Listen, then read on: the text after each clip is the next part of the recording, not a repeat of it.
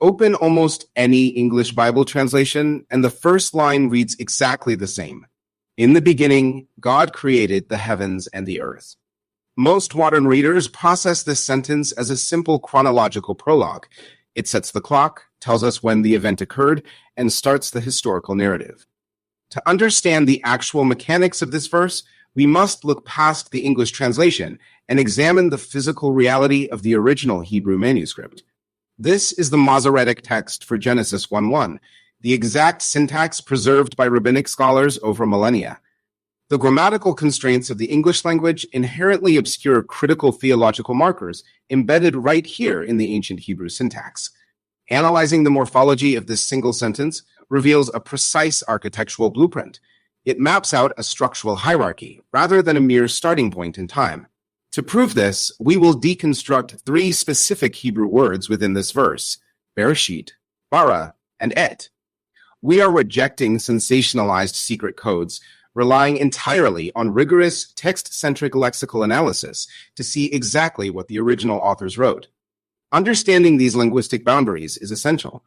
The biblical authors used the structure of language itself to encode eschatology, the ultimate conclusion of all things, into the very first sentence of the text.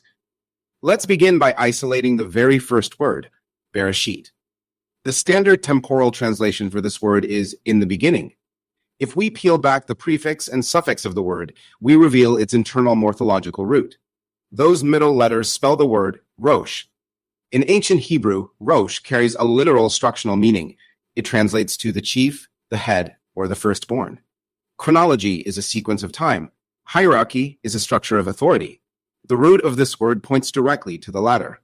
Decades after the resurrection, the Apostle John wrote his gospel and deliberately mirrored this exact grammatical layout in Greek, writing, "In the beginning was the Word." John utilized this linguistic mirroring to expand our understanding of the initial creation event. His explicit goal was to locate the specific person in whom this architectural headship exists. The opening word of Genesis locates the structural head in whom creation was authored. Moving to the second major word in the text, we evaluate the action itself, Bara. English Bibles translate this simply as created.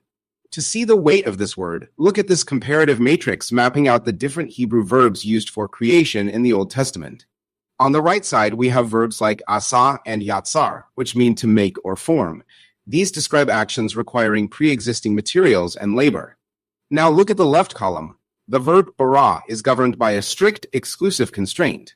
Throughout the biblical corpus, only Elohim is permitted as the active subject, and the action requires zero base material. Human beings can legally function as the subjects of asa and yatsar. They can never be the subject of bara. This is the language of absolute reality snapping into existence out of total nothingness. Theologians define this act as creatio ex nihilo, creation out of nothing. This single verb identifies the universe as a deliberate masterpiece, distinct from its creator, and brought forth by a completely separate sovereign mind. Returning to the complete sentence structure allows us to isolate the final piece of lexical evidence. Right after the name of God sits a tiny two-letter word, et. In Hebrew grammar, this word functions as a definite direct object marker. Because it points to the action rather than holding an independent translation, modern translation committees simply skip over it. It sits silently in the text. If we analyze the physical composition of this particle, we find it is spelled with two specific letters, Aleph and Tav.